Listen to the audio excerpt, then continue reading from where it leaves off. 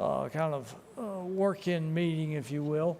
And there's a couple of items on here from the agenda that we had at the last meeting for which we did not have quorum, but that has to do with some contracts and a few other things that will end as of the end of this month. And so we wanted to keep that on track by keeping those providers funded.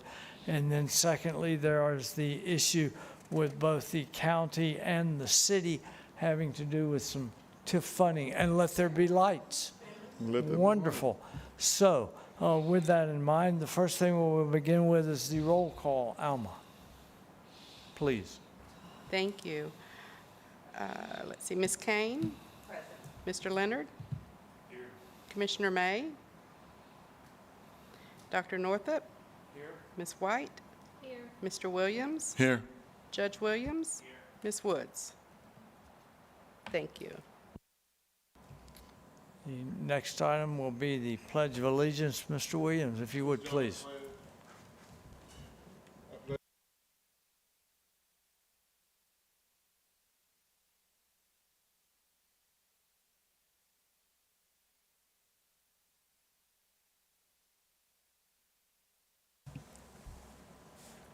Thank you.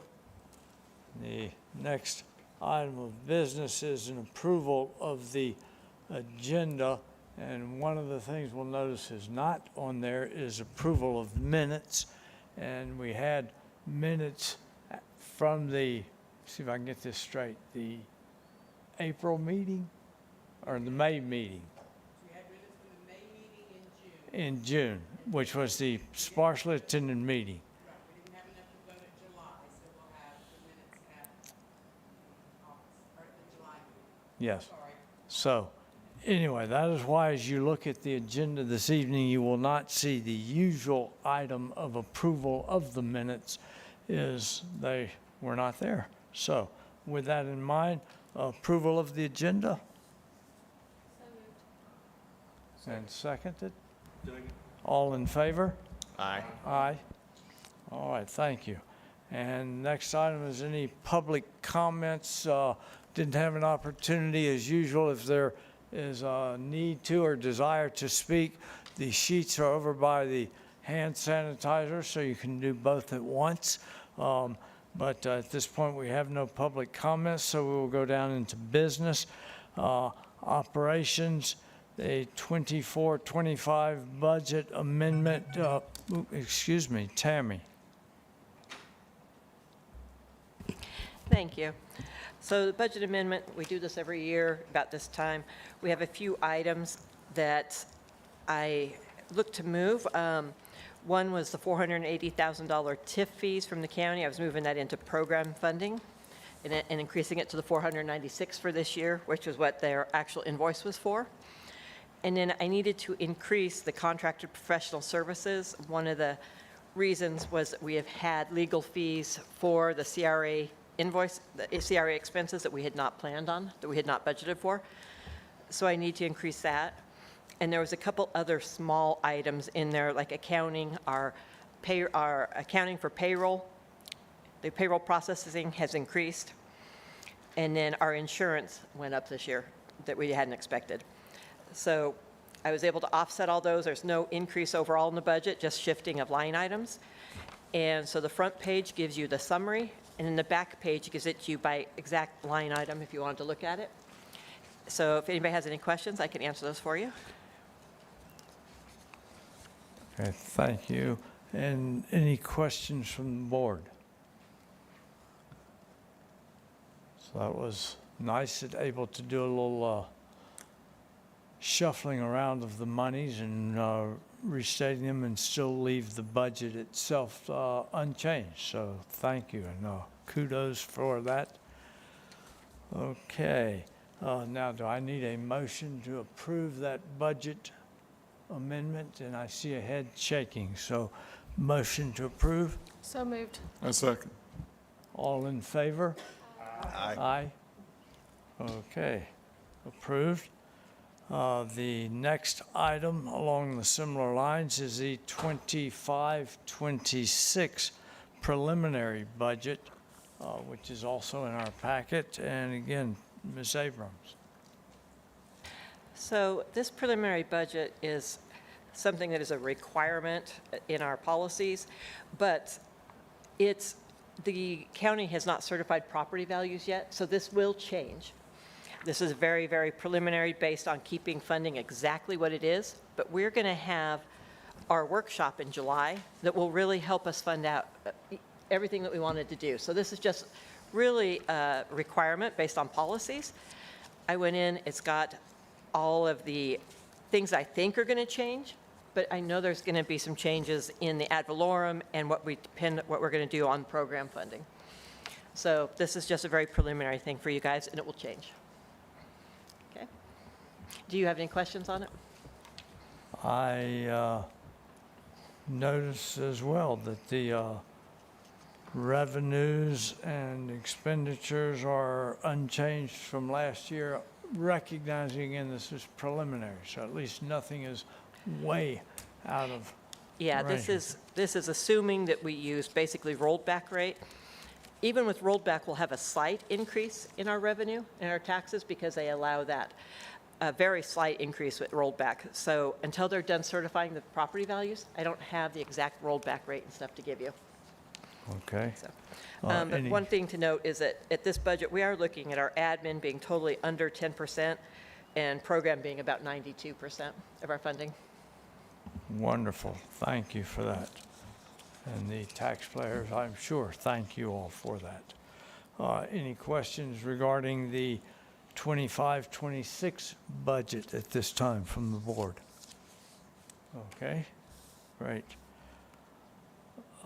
So we need a motion to approve that budget as well, preliminary. So motion to approve.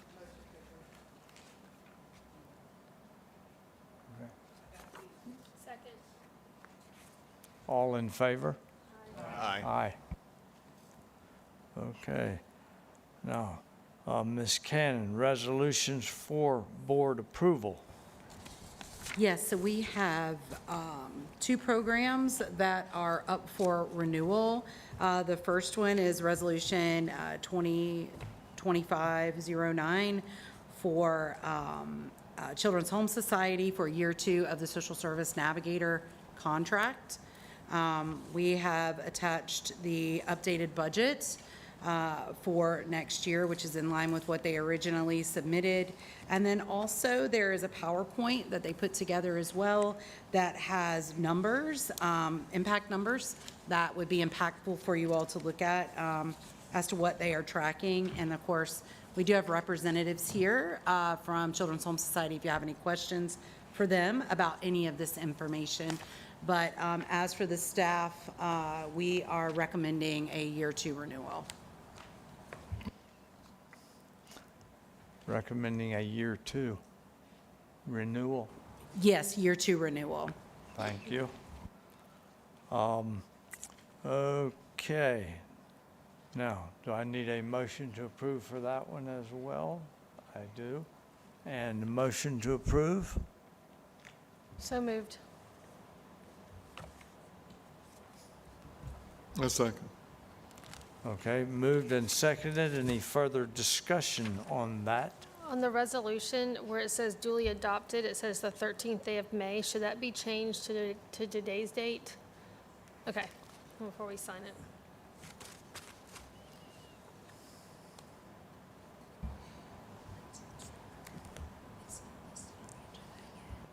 Good pickup.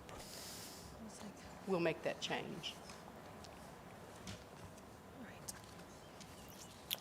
Okay.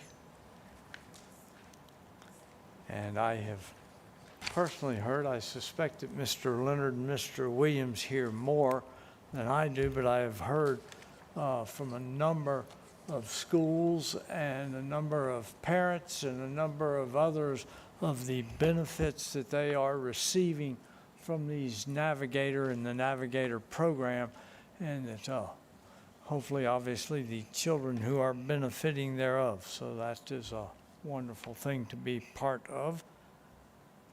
Okay. All in favor?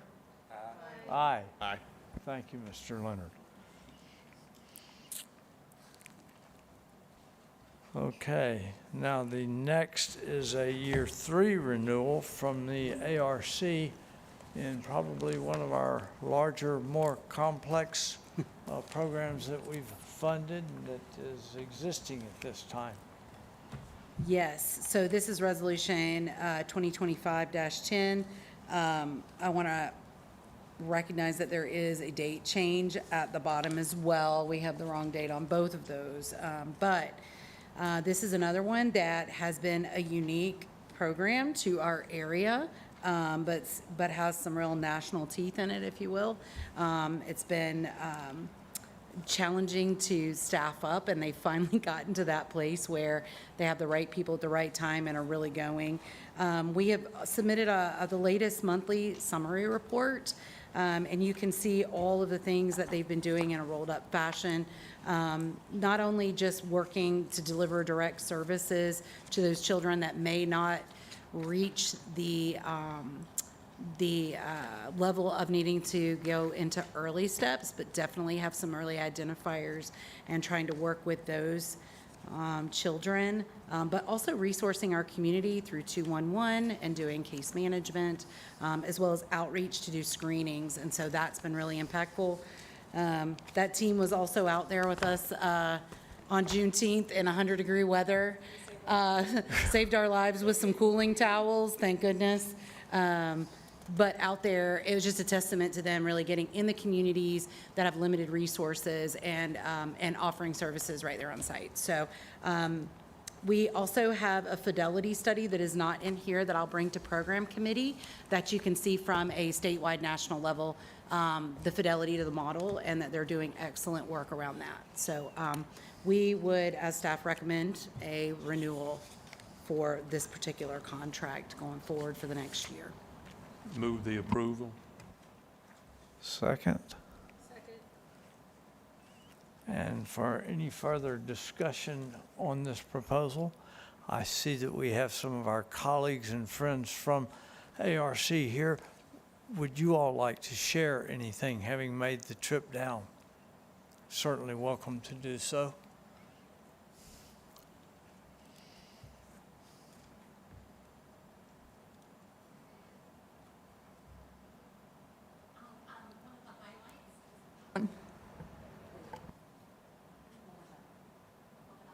Is it working?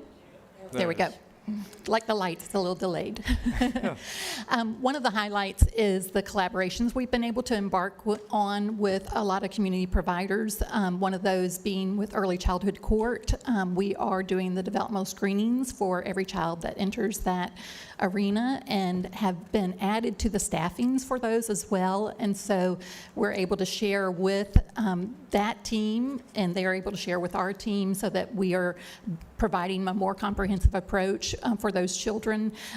One of our success stories is that one of those families, after about 6 months, was able to have their children reunified with them. We did some more intensive work with Dad on his skills for working with his children, and as within a couple of months after that, we were actually able to discharge the children from our developmental intervention services. So that was a real positive. We'll continue to follow up with developmental screenings at those age intervals when those come about. Another exciting component that's coming into play is we were in Century at the pediatric office up there this past week, and we were able to do developmental screenings directly in the pediatrician's office. And so that's very exciting. That's something we've worked on for several months, and we're doing that in 4 of the Community Health Northwest Florida settings here in Pensacola as well. We have, over the past year, referred 30 children to Early Steps, with the vast majority, 90%, qualifying for Early Steps, who otherwise might not have made it there, and also have assisted families with child find placements. Those take a long time, so being able to provide those developmental intervention services in the interim, in that gap, while the children are waiting to get into school or to see if they qualify, has also been a real strength for helping that transition process. So we really appreciate the support that all of you have provided. We're excited to be partnering. Yesterday, we were also at Global Learning Academy implementing Parent Cafe for families there as a partner with the Healthy Schools Escambia initiative. First two, we had no parents, well, one parent show up. Yesterday, we had 6 parents. They all agreed to bring another parent or 2 with them the next time, so we'll continue to grow that. Ms. Pierce has been a wonderful partner in that, sending out emails and text messages encouraging parents to come, and really hope to see some great things with that in the future as well. I have a question for you as I'm looking through the report here for the Autism Diagnostic Clinic. Yes. I see Pensacola Pediatrics and Pensacola Consulting, and I see 48 evals by Pensacola Pediatrics, 112. Is that the target they're doing, or is that how many they actually provided? That's how many they actually provided. Super. Yeah, Dr. Jody Picasso retired from Pensacola Pediatrics, and this is what she's dedicating her time to in retirement. So she has done the vast majority of those. We do have in the proposal to train some more of our therapists on the autism diagnostic observation schedules, and we will add 60 more because we have 130 some children on the wait list for the evaluation. Where are they doing those? In the Pensacola Peds Yeah, offices? they are coming to our office. Yeah. So we have occupational therapists, speech therapists, and the Great. pediatrician. Great. Once in a while, they have to do their portion by video conference, but typically they are with us. Okay, great. I know that has been a need for a long time. Yes. Okay.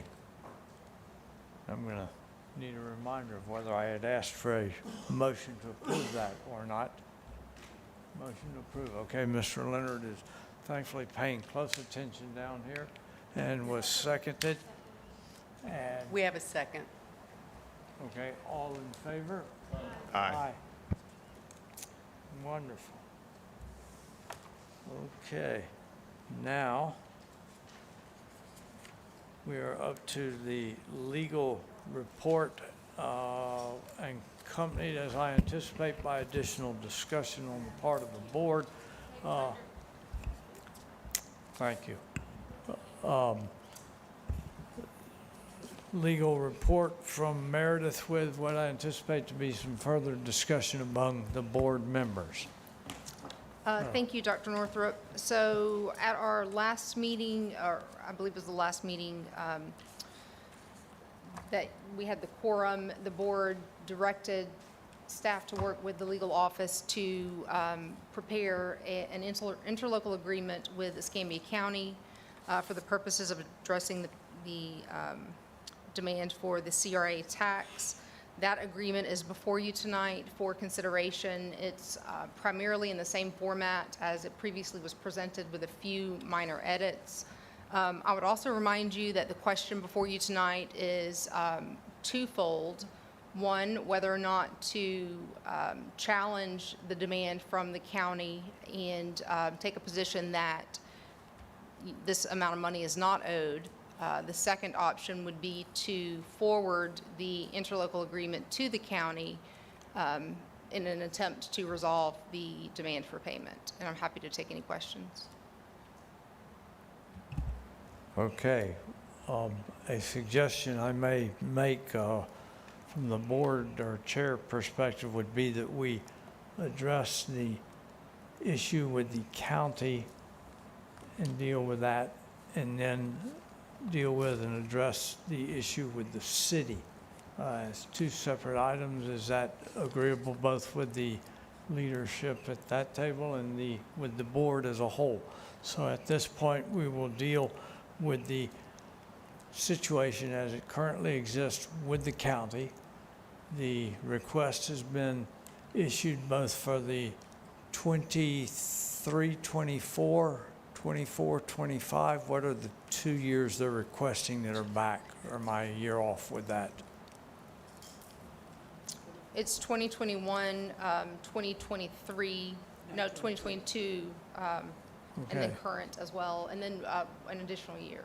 All right, so for everyone's understanding and agreement, my apologies ahead if this is old news to everyone or old information.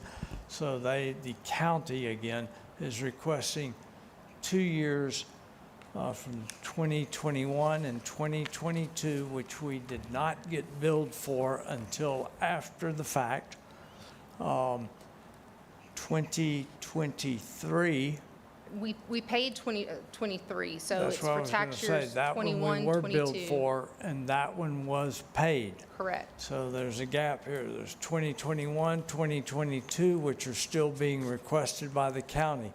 2023 was requested timely, was reimbursed by the trust, and that one is done.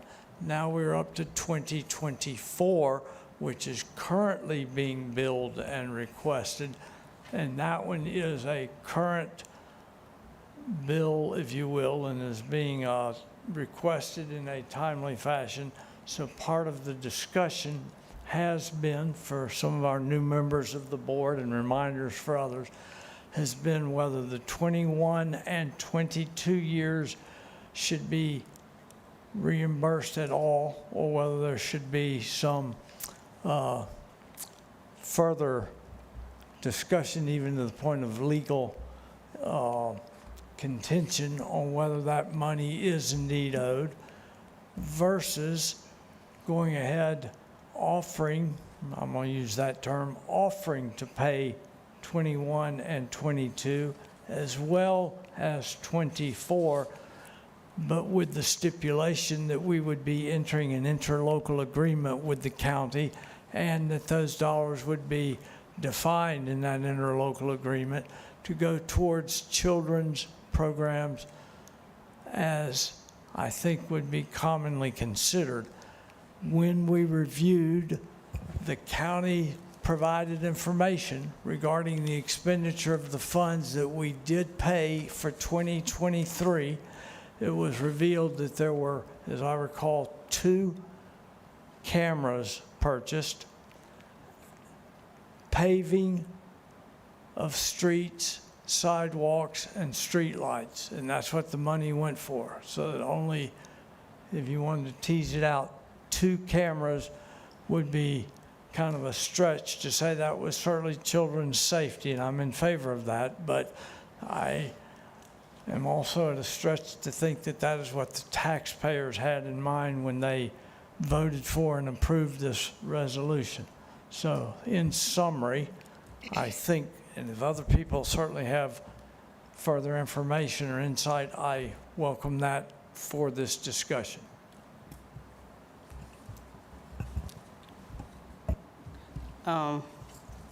I guess my concern or question is it has safe and structural environments directly benefiting youth of Escambia County, and because we vary on what that is, that's a concern for me, because they spent the money on sidewalks and cameras, and that was not what my understanding of what the money was supposed to go for. So that first it was the summer programs, then it was the year-round programs.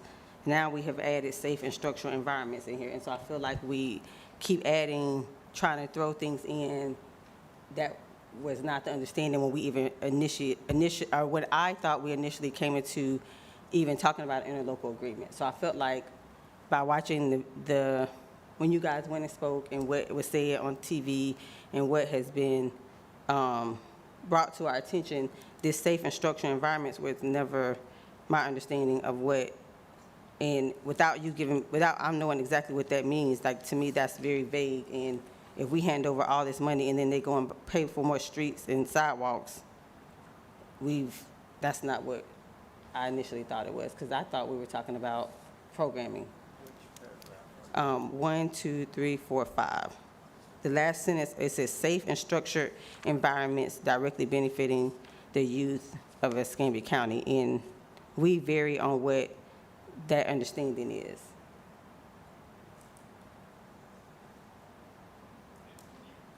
It says, It may be easier to, if you can cite it by page number and section. okay, since we're the working with interlocal edited. agreement, page 1, and it starts off as, whereas the county administers certain county youth programs, which provide critical workforce education, training, and developmental opportunities, educational support, life skills development, social and emotional support, health and wellness, community engagement, and safe and structural environments directly benefiting the youth of Escambia County?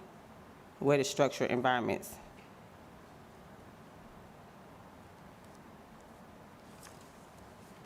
Well, I'll just chime in. This is up for negotiation here. If that language is confusing or anything in here is confusing, then we need to clarify that. We want to be able to turn this over. If the recommendation is to turn this over to the county, we want to have you as a board have a very clear understanding of what it means. So if that's not comfortable language, it can always be taken out. This is a draft. I'm also okay only paying this year. I don't know where the rest of the board stands, but I'm not sold on paying 21 and 22. And my statement from that is before is we are setting the precedence, especially with the city asking for 21 and 22 already. And I feel like if we set a precedence and pay that, then we are also setting the precedence to not have a dog in that fight with the city as well. And that's just my stance, but.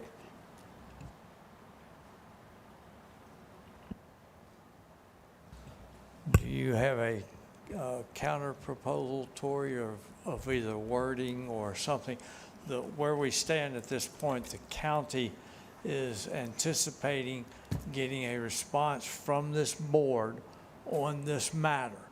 Both the first 2 years that are kind of in arrears, 21 and 22, and the currently billed year of, which would be fiscal year 24. And they are anticipating hearing from this board by July The meeting is the 10th. 10th. Okay, yes.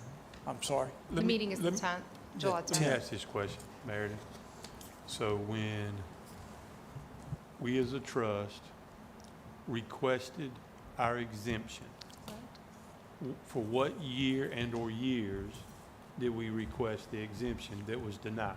So the current exemption that we requested March 14th of 2025 is just for the 2024 tax year. You'll recall that we previously went before on an exemption and that they had denied, which requested the other years. Correct. Was that for 21, 2021 and 22? 2022. And yes. we have set aside, Ms. Abrams, the money for 21 and 22? Yes. So we made that request, and it was denied. Correct. Okay. But we didn't make it the years, we didn't make it in 21 and 22. We made it in 20, Correct. So you'll recall that the county didn't request the funds timely in 21 and 22, which is the basis for the trust determining not to pay. Additionally, if you review the exemption request, there's case law and other supporting constitutional authority that I believe and others have said is good law and would indicate that the counties taking these funds for any purpose other than what they were designated for, being children's services, is an unconstitutional ask. So there is also the argument that the trust wouldn't have to pay anything. We've had that conversation. You'll recall there's a memorandum from another attorney, Mr. Moyle, related to the decision not to pay those first 2 years. And so really it is a question before the board what we're sending to the county commission. and I would just state in my, being on the board from the previous years and the past staff, like my understanding was we had a working agreement with the city and the county, and there was an understanding like that we were doing and providing programs, and that was kind of why that ask wasn't taken in, like that money wasn't asked for, because we had like a working agreement with them. And even when it came to the grants and how we looked at how we did the grants, you know, the past program person and past executive director took those things into consideration. And I just feel that it's unfair that that most of the current board that are making this decision they were not part of that discussion. And so we're going back and paying for, or being asked for these funds when we were working alongside with the city and the county to provide programming And when we looked at even structuring the grants that we have out, we structured those based on the needs and the recommendations from those people in office. And so to come back and ask us for it without those people in place during that time frame, and if those funds were taken in 21 and 22, those tax, we used that money to provide services during those years. So you're asking for that money for 25 items or things when that money was already used for those programs. And that's my understanding at the time on why we did those. So that's why I feel strongly about not paying those previous years. Dr. Northup? I would move that we go ahead and go forward with this agreement with interlocal. I don't necessarily agree with the fact that we're paying back taxes. However, I want to get this behind us and move forward. It's all for the best. They're going to use it for children. We might want to tighten up the word services and put a definition if we want to, what services mean. That could be a suggestion to fix if we want to put a definition for that under page 3, on page 3, section G, under section 6, letter G, where we said what the county shall use it for, and we put all the services. We could put a definition in the definition section what services are. But I think just for the best of our community and the kids, that we just move forward with this. I think we all remember what happened at the last county commission meeting. We don't need to talk about all that because I feel like we've done that, but I just would like just to move forward from that. So that's my motion. I also have another question. In our bylaws or standing, will we need to make amendments to that? Because do we have something in those bylaws when it comes to working with governmental agencies? Do we have anything in those? No, I don't recall anything in the bylaws related to working with a governmental agency. Well, Ms. White made a formal motion here to accept this. Do I have a second for that? What that would bring us to is not directly to the vote, but further discussion. So is there a second to Ms. White's motion?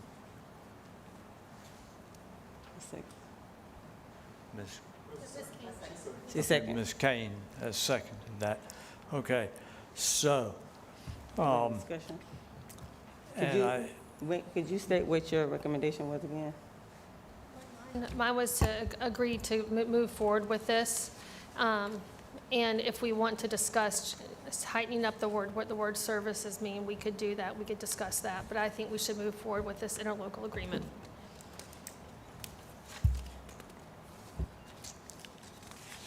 certainly as written, and as I have perused this, even the back taxes would be, the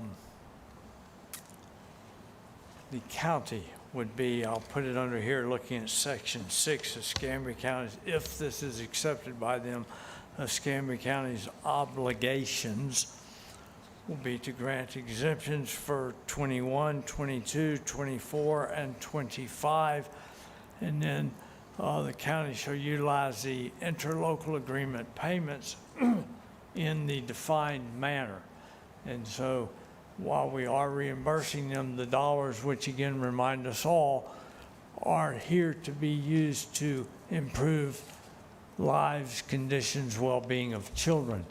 With this agreement, and as defined here, and as I'm reading this, the county is going to agree to do that, and rather than sidewalks, street lights, potholes, or whatever else they're going to be doing, we're going to define for them by way of this agreement what the services are, more as we feel are aligned with the intent of the formation of the Children's Trust in the first place, rather than simply writing them a check and saying, do as you will.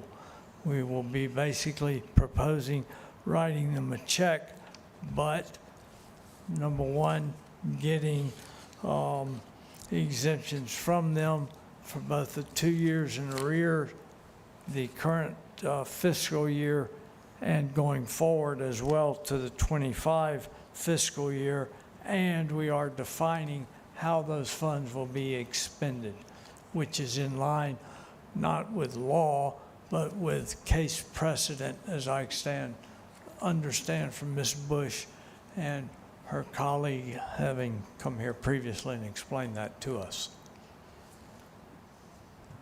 So further discussion. Just or- for clarification, it is a retroactive exemption for 2021 and 2022. Yes. As well as this year and next year. Correct. Do any of the current county commissioners, are any of them up for reelection next year? Do we know that? Like, are they able to make that exemption?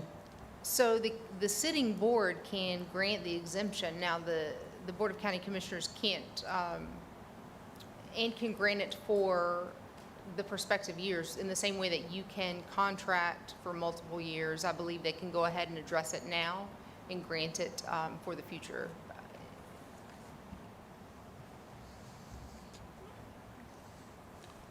Further But I was comments or trying to discussion? figure Mr. out, and really to try to assist Ms. Woods, because I understand where she's coming from. So if you look at that whereas paragraph that you asked the question about where they have the safe and structured environments, what I've tried to do in my reading is just focus where it talks about county youth programs. So for me, a county youth program is not a sidewalk. So I don't know if that's exactly where you were going, but that's what I was trying to think it as. And then in the next one, it does actually spell out, it doesn't put it in parentheses. It says recognized county youth program, so. Oh, I'm sorry. And we can't hear y'all when y'all talk down there. But do I need to repeat it? Or did my colleagues hear what I? Okay. Well, and also has, in the 6I section, it reads, "The county shall collaborate with the trust to ensure alignment with the trust missions and objectives." So, it contemplates some type of, it's a shall, contemplate some type of ongoing communication, so the funds are used the way they're supposed to be used, whether by the trust or pursuant to an interlocal agreement, for what that's worth. And what would our action be if we were to hand over these funds and they aren't used the way that they are written in here? So the trust wouldn't necessarily be in a position to dictate how the county spends the funds once they've been transferred to the county. There would potentially be the ability for that action to be challenged by citizens or other individuals. It wouldn't, though, be the role of the trust to direct the county as to how to spend the funds, beyond the scope of the agreement, which says it has to be for the county youth programs as outlined in the. So, so if we hand this over and they go and buy something that does not align with this, is there a legal action that we have? Is this a binding for legal action to ask for the money back if they don't use it the way that it's written in here? So this does not contain any clawback provision. It would be a breach of the agreement, but no, there's no provision So should pursuant we, the agreement that would allow the trust to take those funds so back. can we add something in there Sure. to say if they don't spend it the way they see in here, that there's some kind of, So you'd want the funds repaid to the trust if not spent on county youth programs? I would think so. If they, if we're giving this to them and there's nothing that we are holding them accountable for if they don't use it, then this is just like a piece of paper then. Right. Like if we're not saying, well, if you spend it right, don't spend it right, then we want you to give it back, then what is the point of having the document? I'm asking, I don't know, if we don't have if somebody says, like, if you can't get in trouble by not doing this, then what is the point of having the document? Well, the document establishes that the funds must be spent in accordance with the document. And so the funds would have to be spent for county youth programs. Again, it could be challenged as an unlawful action or contrary to the contract, contrary to the terms of the agreement by a citizen, because it would be improper spending of government funds. Were they to take the money designated and agreed to for county youth programs and say, go spend it on, some other project. Right. Is there an ability to write in there that if they don't, they have to repay it? I mean, I don't know what that would look like. So we could certainly include in, I would say probably between section 3 and 4, following the effective date and before the entire agreement, a provision that simply states something along the lines of pursuant to the agreement, Board of County Commissioners agrees to refund to the Children's Trust any funds determined to be used not complying with the agreement.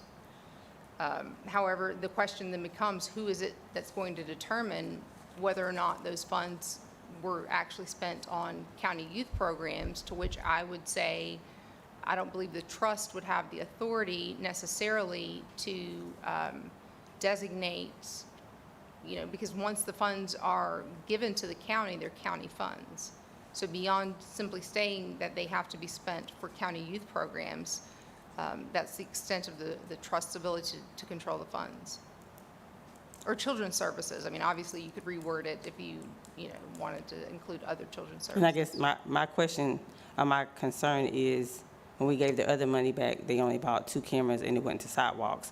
So we can hand this over and they can just pay for more sidewalks, and So this agreement specifically removed the language surrounding infrastructure and added supplies and equipment. And so sidewalks, things of that nature are really infrastructure. So it would not allow for, So what would you, and we're going to question what the structured environments are, right?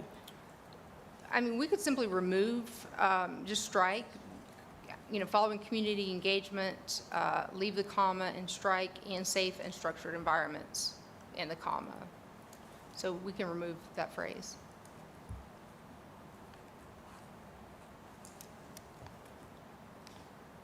I also think we could go through, if it's a recommendation for you all, and change the word services to programming or programs. I think that's a little more clear, because that is what their intention is, I believe, from those meetings, are to provide, youth employment program or after-school programming.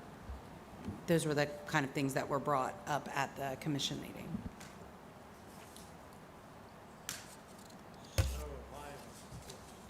So if I'm understanding then, under the, it's not written by paragraph form, but the previously mentioned paragraph, whereas the county commissioners, we are proposing striking safe and structured environments, just deleting that term, is that correct?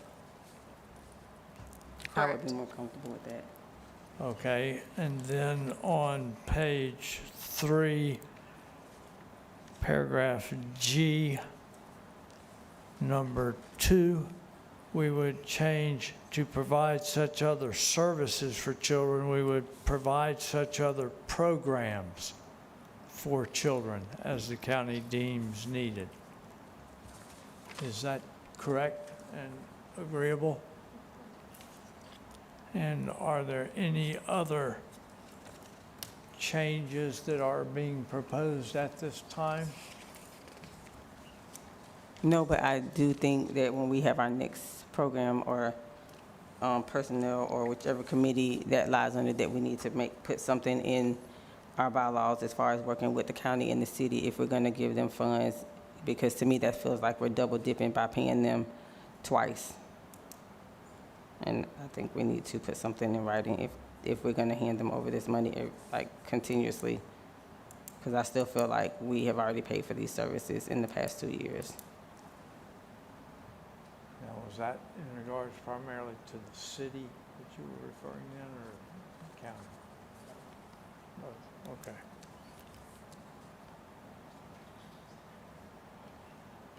are there any other proposed amendments, modifications, or anything to this proposal, which is to be labeled, if I'm understanding correctly, this will be Resolution 2511. So this entire agreement is known to us as Resolution 2025 for the year and the number 11. And so, And just to confirm, you do want to add a clawback provision? And if so, Tori, I can certainly understand and agree with her that a proposal without ramifications or repercussions or whatever may or may not hold much punch with it. And even if we're not able to go back, as you have suggested, Meredith, that simply having something in there that there are consequences potentially existing if you choose not to simply sign this and then a day later get the money and say it's ours, forget the contract or the agreement or whatever. And I do share Tori's concerns in that regard to some extent, that there should be some consequences for failure after signing this agreement, assuming that they will, that there would be something there at least suggesting that there are some consequences to not doing that, which may include reimbursing the trust with those funds or whatever it may be. right, I think we need to determine, though, tonight what those consequences would be if we're going to add the clawback. And what Tori has suggested, I don't want to be misquoting you, but if I understood you to say what your proposal was, that a failure to comply with said agreement would result in forfeiture of those funds back to the children's trust. I just, what the county's probably going to say is that these funds are owed to us, so we can do what we want with them. And I mean, whether or not we have a callback in them, we can just sue you for them. So I mean, we can put that in there, but I think they're just going to go through and try to strike it. But, you know, I mean, they're also public servants, and they also have to be reelected too. So, you know, we're coming in good faith, and we're hoping that they come back in good faith as well. And it's for the best interest of the kids. And, you know, if they're going to use it for county youth programs, and that's what, you know, and they tell us that, then we need to honor them at their word. We did the first time when they bought cameras. Well, we didn't have an exemption the last time. We just paid them, right? Correct. But the laws by the state say that that's what they were supposed to use it for, and they didn't abide by that. So that's why, in good faith, it's hard for me to believe that they're going to do what they say they are going to do in good faith. But I'm only one vote, so. But I just have to sleep at night to saying I think I'm doing the right thing by stating what my concerns are. Well, the motion that is on the table with the two modifications that we've mentioned, the striking, the safe and structured environment, and then the changing the verbiage to provide such other programs for children. The motion is to proceed with submission of this, and the resolution as it has been provided for me would read a resolution of the Escambia Children's Trust authorizing the executive director to enter into an agreement with the Escambia County relating to tax increment financing revenues as outlined in said document that we have been discussing. So with that I'd like to make motion, one suggestion, and I understand where Ms. Woods is coming from because of the, it could be misunderstood that particular phrase in safe and structured environment. Would you entertain, or like you made the motion? Yeah, no, I had the same question about Could safe and structured Yeah, because environment. I would like to see safe and structured stay in it. Could we just say in safe and, safe and structured youth programs? When I read it, I'm reading like most events that we have, we want to make sure it's organized and it's Yes, sir. structured. I'm with you. Where it has a purpose. And also safe could mean law enforcement, or that we're providing an environment that parents are going to feel comfortable sending their children to. So I didn't relate that to infrastructure or physical needs of the county. So that was how I looked at it. So safe and structured environment, it doesn't bother me. I mean, I look at it as we're trying to provide a safe and structured program. Can we do a motion on that phrase?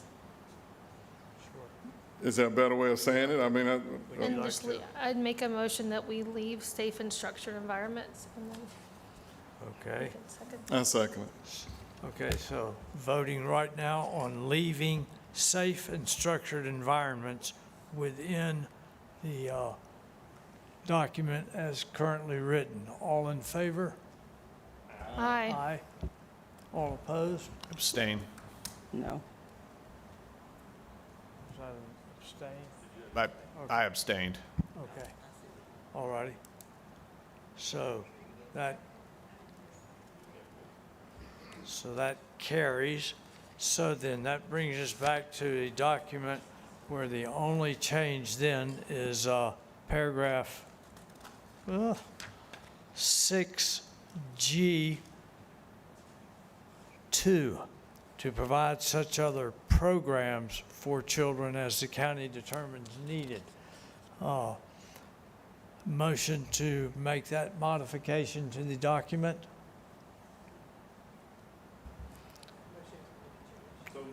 Okay, or further discussion? All in favor? Aye. Aye. Okay, Abstain. so with that, or with those changes on there, the resolution as I read it, and if anyone would like, I'll be glad to reread it. Yes.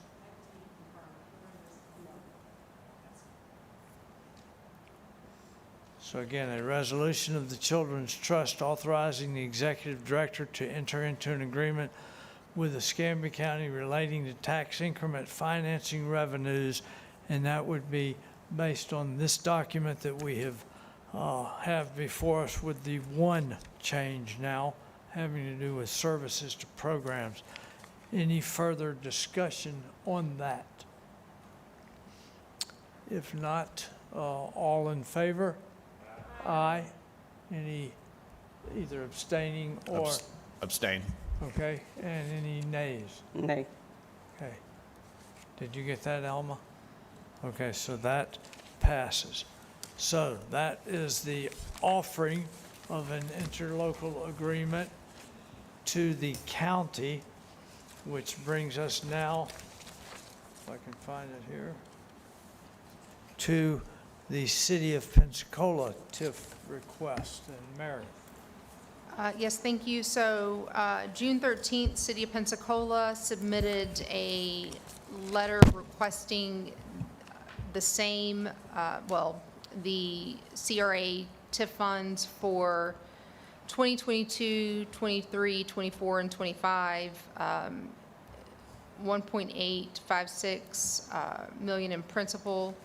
And they do include interest and late fees for a total of $2,448,905.58 demanded. However, with their letter, there's also inclusion of their procedures for an exemption from the trust fund payment. So in the same way, or in a similar way as we're going through the process with the county, we have the opportunity to seek an exemption from the city. The criteria for the exemption are the same as with the county request. We would just need to, apply those criteria to the city fax and send over a request for an exemption, should that be the will of the board. Otherwise, you could pay. So for my edification here and clarification, there are 4 years that the city, Correct. So the city's request represents tax years 2021 through 2024. In the text of the letter, and then you see it broken down by fiscal year instead of tax year in the chart on the third page of the letter. And in addition to those monies, there is late fees that they are charging, although as I understand it, we have not been previously billed by the city for these monies either. Is that correct? That is correct. The city did not invoice the trust. The statute does allow for interest and late fees, and those are included. Of course, with the exemption, we could request a waiver of the interest and late fees. Should you determine to pay the amount directly, we could also request, they have the ability to waive those interest and late fees. Okay. Going to ask a question here to my colleagues on the board, because I think a lot of this was discussed and covered very nicely by a podcast between Rick Outson and Ms. Cannon here recently, and it covered things including this being more or less a formality legally that they needed to do, they being the city, and that by including almost the how-to steps for requesting an exemption and the opening still or the option of entering into an interlocal agreement that would likely at this point in time cover early childhood education and child care and that type of thing with the city. Is that correct, Ms. Cannon? Yes, the city's been pursuing this through a child care summit where they brought in some of our counterpart from Miami to talk about how they really tackled their child care crisis, which subsequently years down the line has led to higher graduation rates and kindergarten readiness. And so we know that that is a continual issue that we have in our community, and our data also suggests the same thing. So it looks like a good mutual place to start. Whether that was through a forward position of a sole source special community initiative, which that's not what's being presented here today. For that, they're asking for these back dollars, and what I've seen through the press as well has been that there's an intention to work with us on an interlocal to utilize those dollars for a child care initiative as the collective community is pulling together and consulting on. So would it be reasonable, and I'm asking this of the board as well as yourself and Meredith, to propose requesting an exemption for all of those years in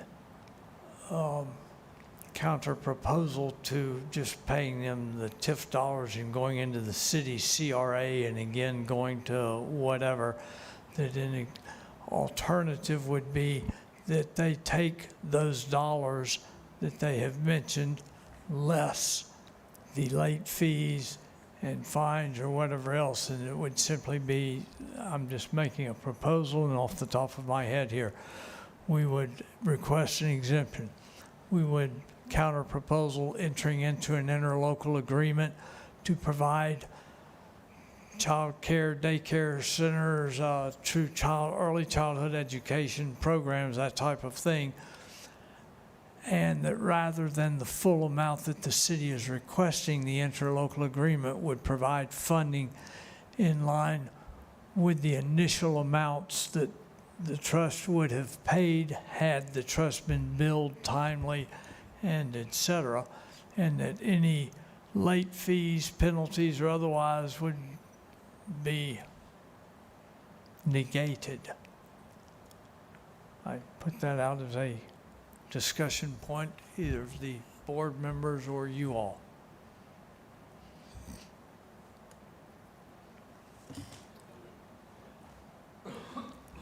Okay, Mr. Go ahead, Mr. Ward. I would just move that we ask Meredith to work with the interlocal agreement and ask for exemption. Second? All right, we have a motion before us, has been seconded as well. Any further discussion at this point? Hearing The none. request is to ask for an exemption for the past dollars. Is that correct? I'm sorry? The request is asking for an exemption? Yes. Okay. Okay, so all in favor? Aye. Aye. Any opposed or abstaining? Abstain. Okay. Any opposed? None? Okay, so Meredith, some homework. Aye for asking for an exemption. Yes, ma'am. I agree with that one, yes. Okay.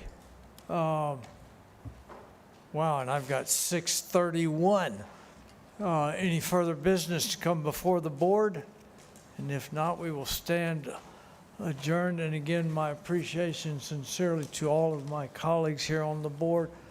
Thank you to the ARC colleagues as well for both coming and discussing and listening and providing body language and visual feedback and what have you, and the staff as well. So a lot done this evening. Thank you all. And everyone have a safe 4th.